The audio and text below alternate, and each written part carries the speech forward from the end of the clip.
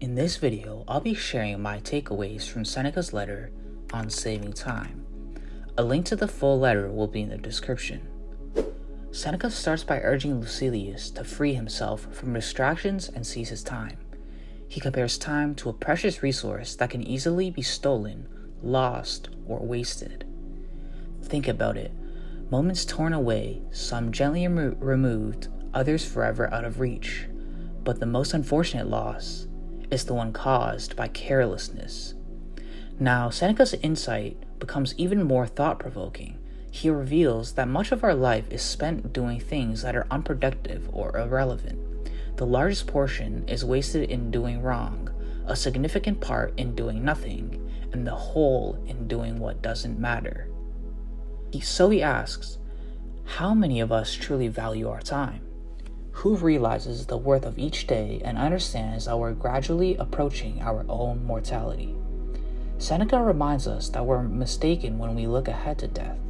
Most of it has already passed, and we're left with whatever years we have behind us. So what's the solution?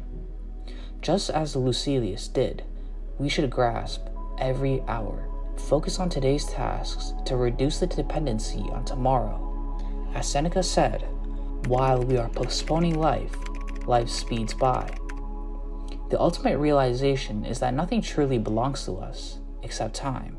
We were entrusted with this fleeting and precious commodity, more valuable than anything replaceable. But here's the irony: we let the cheapest, replaceable things weigh heavily on our minds, while often neglecting the priceless nature of time.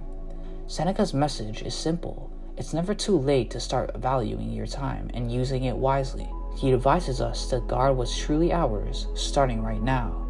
So, let's take this wisdom to heart. Let's remember that the gift of time is one that we can never repay, even if we wanted to. As we wrap up, let Seneca's words echo in our minds, reminding us to seize each moment, treasuring our time, and making every day count. It is too late to spare when you reach the dregs of the cask.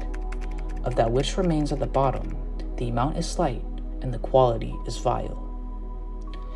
Thanks for joining us on this journey through Seneca's timeless advice. If you found this video insightful, please hit that like button, subscribe, and comment your thoughts below.